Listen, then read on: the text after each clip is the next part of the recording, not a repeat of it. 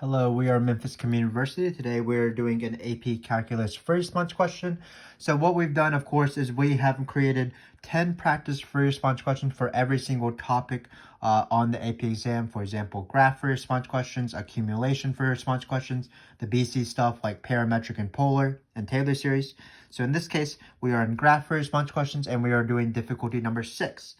But difficulty number 6 is actually a special video in our series because actually the entire question is going to be about particle motion. So instead of having a graph of f prime and we're going to be entering about f, we're actually starting off with a graph of v, where v is the velocity of this particle. So it should be pretty good. Before we start, let's just mention that we have an entire series again on particle motion, but those are the more traditional questions where you can use your calculator, where they give you a function of velocity. So that is found in our particle motion videos as we go from difficulty 1 through 10. Also, more common is for particle motion free response questions to appear in table form. So we call those table FRQs. And again, we go from difficulty 1 through 10 in that, and about half of those videos are particle motion questions. But for now, let's do this unique question where we are doing a particle motion question inside a graph. So we have this velocity instead of a table of velocity or a function of velocity, so that's great. And then we have this initial condition, which allows us to eventually do Fundamental Theorem of Calculus, but it's actually pretty nice. It just says initially the particle is at the origin. So let's do some questions. Again, these rules are really going to be more particle motion rules, but we're going to be using the graph as normal. So it says, at what time in the interval 0 to 10 does the particle change direction? So first I'm going to justify my answer. I like to do that when I do these questions. So a particle changes direction when velocity changes signs. Either velocity goes from positive to negative or negative to positive.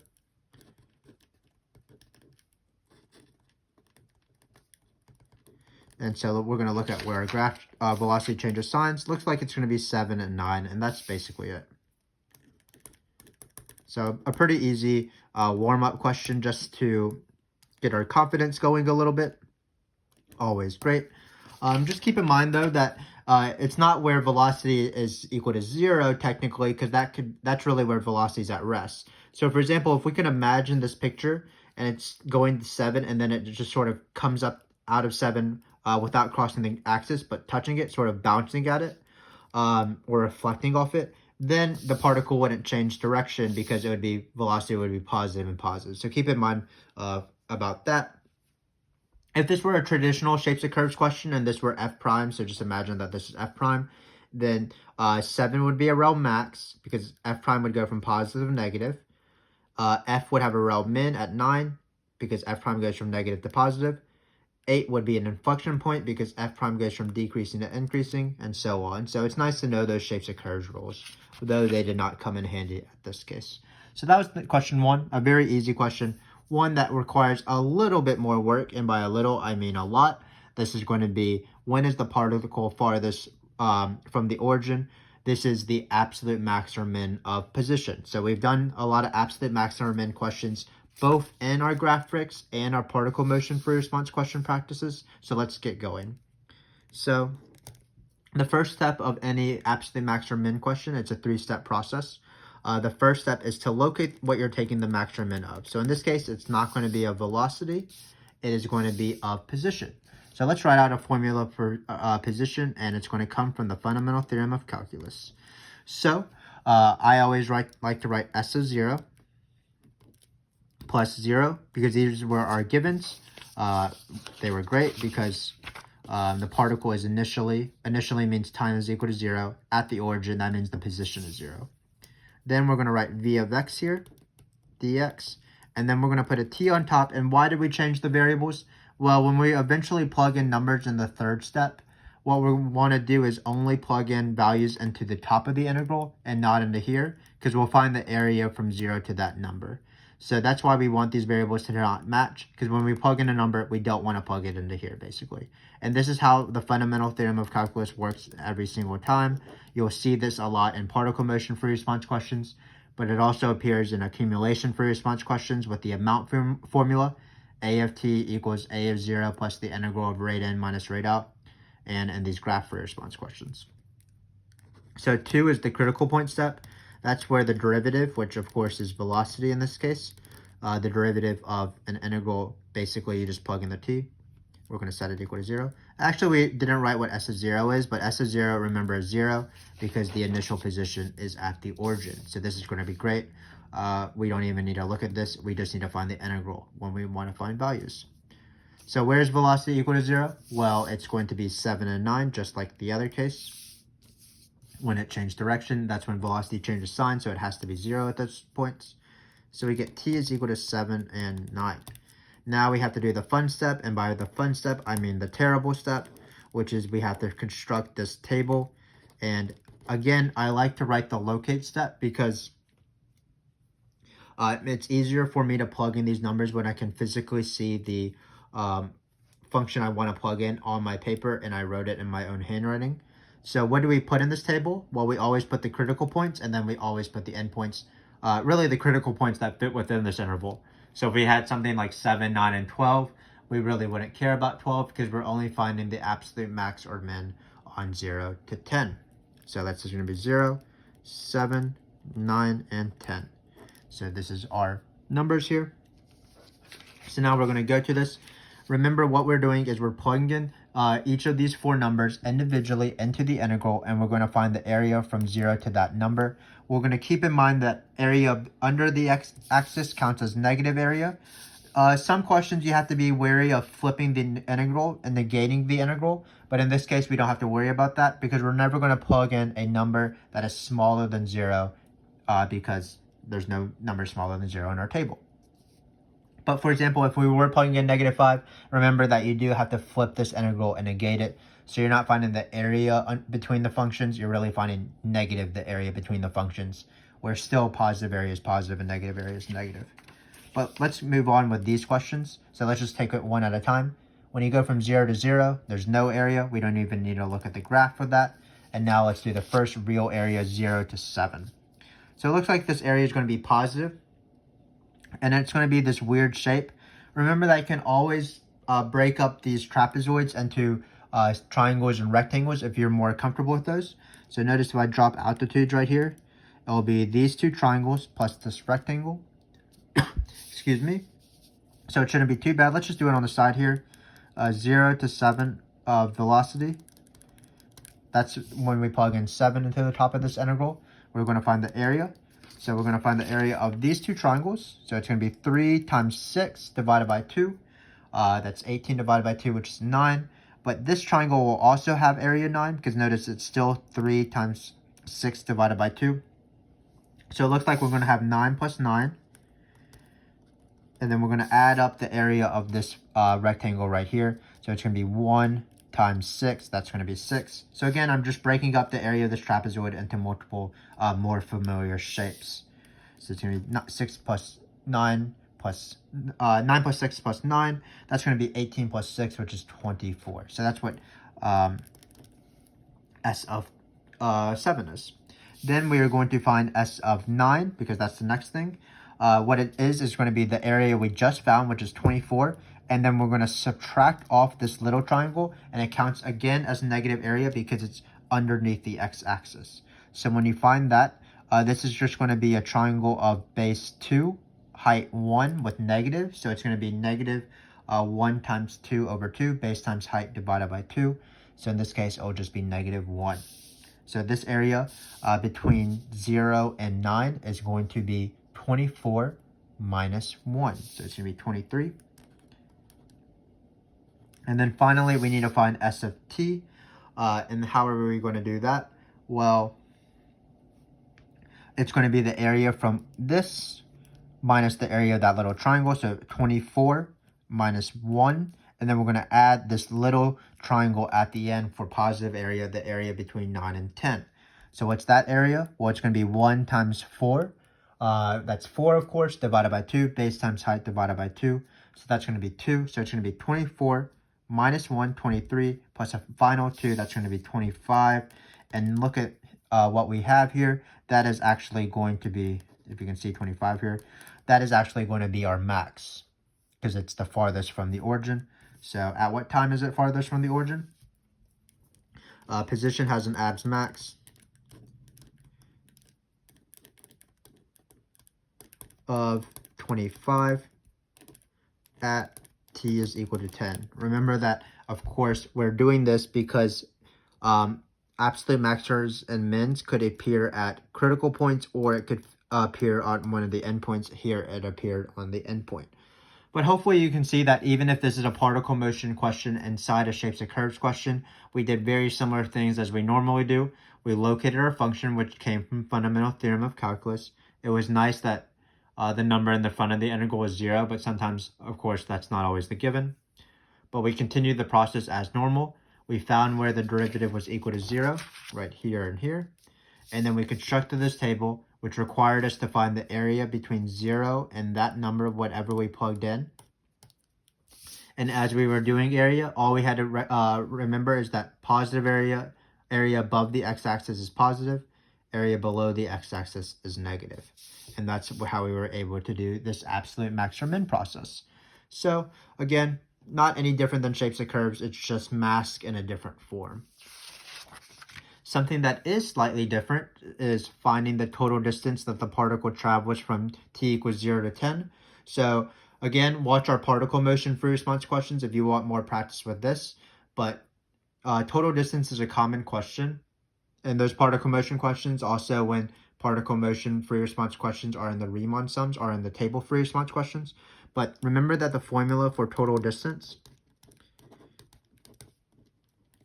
is the integral of the absolute value of velocity from a certain number to a certain number. So in this case, it'll be 0 to 10. Hopefully you can see this. You can. Just a little bit of particle motion review while we're at it. If you cover up all of this and it's just the absolute value of velocity, that's speed. So total distance is the integral of speed. If you remove the absolute values, then total, you would be finding the integral of just velocity, no absolute values. That is total displacement, because you don't care if positive areas are canceling out with negative areas. So again, this is speed. The integral of speed is total distance. So now we need to find this area, and what we want is, we're so used to finding area in the normal way, where area above the curve is considered positive, area below the curve, x-axis is considered negative. But keep in mind that we're finding the absolute value. So actually, every single area we see is going to be positive. Because when you want to find the graph of the absolute value of velocity, what it does is it flips all of the negative areas to be positive, because you're finding the absolute value. So what we're going to do is, we're going to do the area just like we did in part B, from 0 to 10. But when we come to the negative area of this little triangle, we're going to actually add the number, as opposed to our normal strategy of subtracting the number. So in this case, remember that this area was 24, this area was 1, and then this area was 2. So it's going to be 24 plus 1, and the key is that it's going to be plus. And then you're going to get plus 2, so you're going to get 27 on the end. So this is the total distance of the particle. Basically, it's the same exact thing. You're finding the area between 0 and 10 because you're doing an integral. But you just have to keep in mind not to do what we have practiced so much.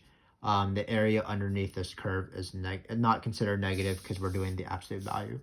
The same thing happens in these table free response questions that I'm alluding to.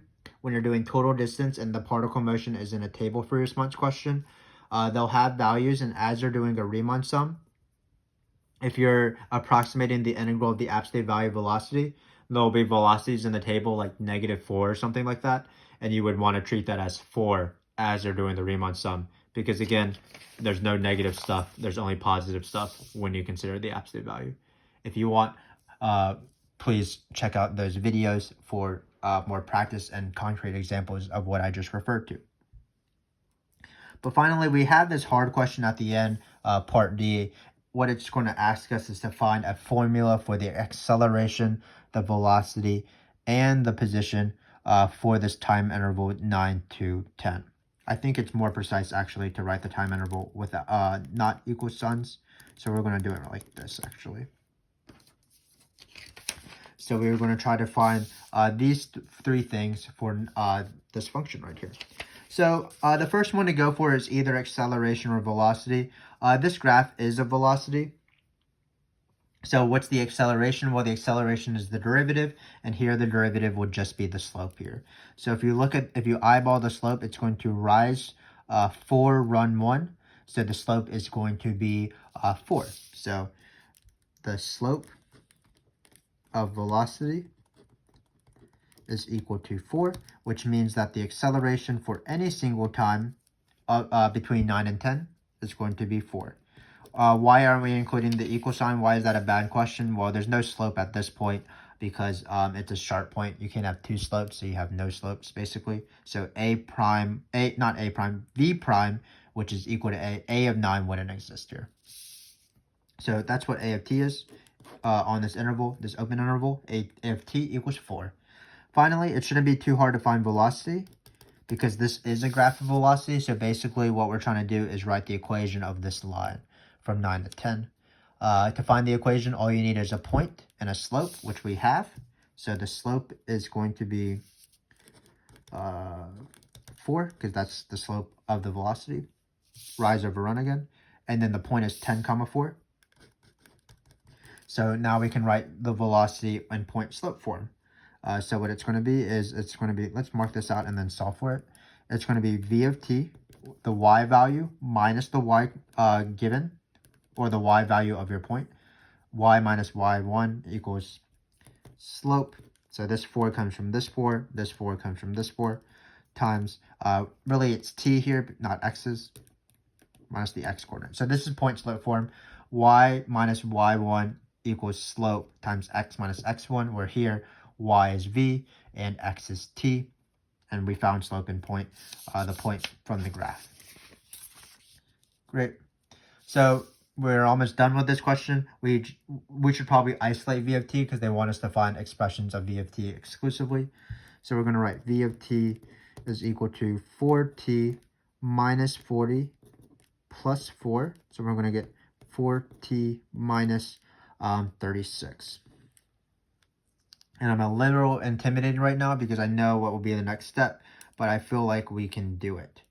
So now we need to find s of t. This is going to be the hardest step. So what s of t is going to be is, well, it's going to be the integral of v of t. The derivative of v of t, slope is acceleration. V of t itself is from this graph. The integral of s of t, v of t is going to be s of t. Remember that we were writing the equation actually right here. The Fundamental Theorem of Calculus formula. This is s of t, but we can now actually take the integral and write it without an integral, basically.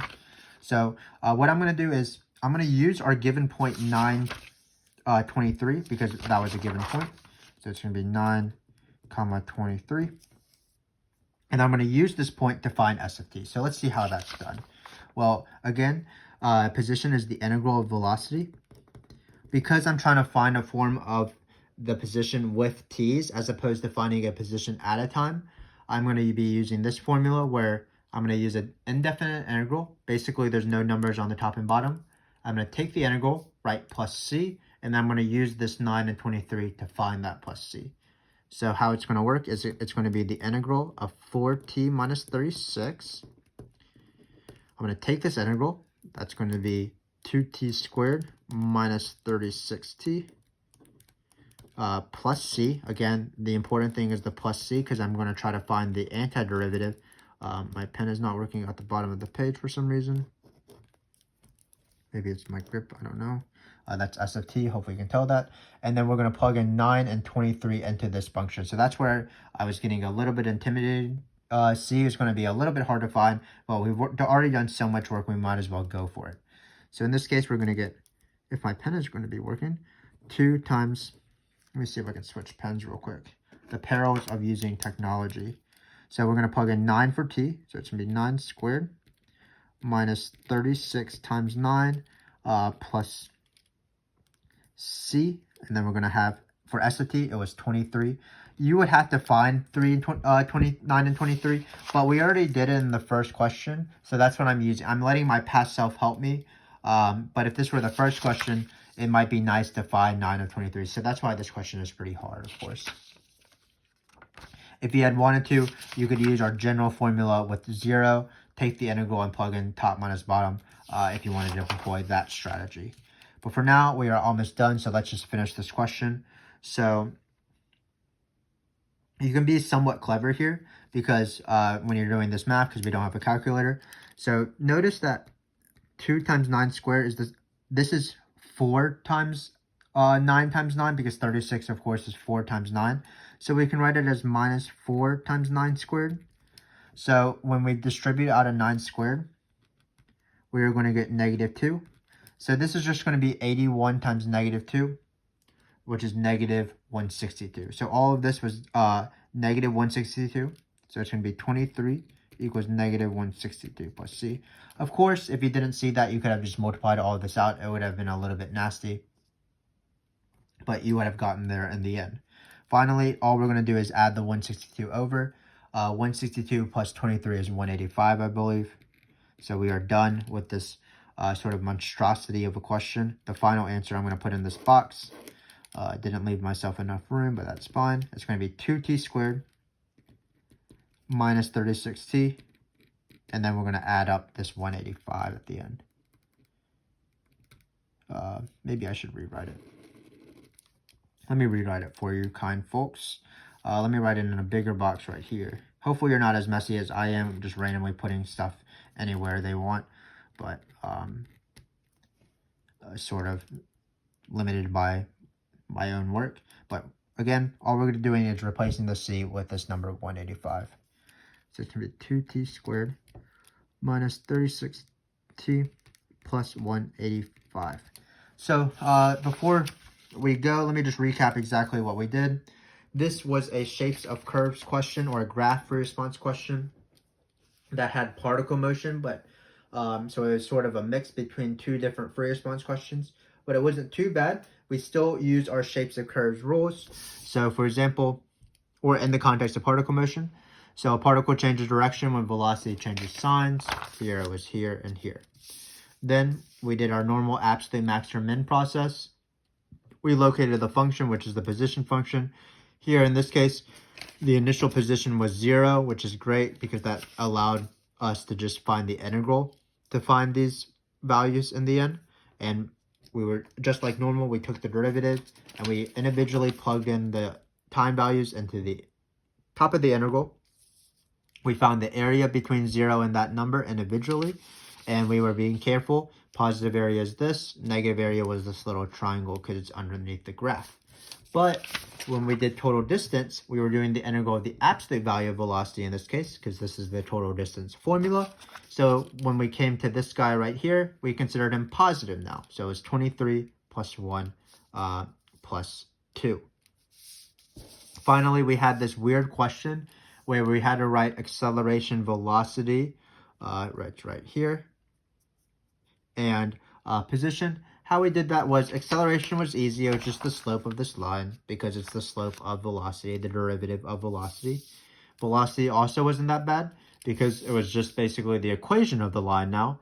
And the equation of the line was pretty easy once we found the slope and the point, because we could just use point slope form. We solved for velocity. The hard one, of course, was position. What we did is, well, we realized that we could use our point 9, 23 here, because that's the given point on this interval. And with 923, we were able to find this function right here. So with 923, we took the integral 2t squared minus 36t plus c using the Fundamental Theorem of Calculus. And then we simply plugged in 9 for the t value, 23 for the position, and then solve for c. So again, this question was pretty unique in that it was a particle motion question mixed in with a graph question. But keep in mind, we stuck to our guns, both with our particle motion rules and with our shapes of curves rules, thinking about how to do areas and things like that, negative area, being careful with negative area or disregarding it in the context of the total distance formula. But hopefully this was useful for you. You could see questions like this appear on the multiple choice. Some of my best students have missed this easy total distance question with the graph because they have not considered this area as being positive because they're so used to considering this area as negative. So be careful with that. But again, hopefully you were able to get something out of this.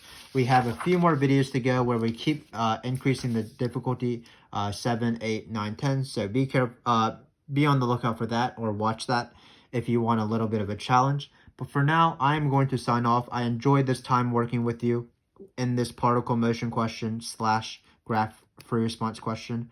I am sure we're going to have lovely and fond memories as we continue this video series, so I can't wait for that. Thanks again for watching. We appreciate your support of the channel, and goodbye until next time.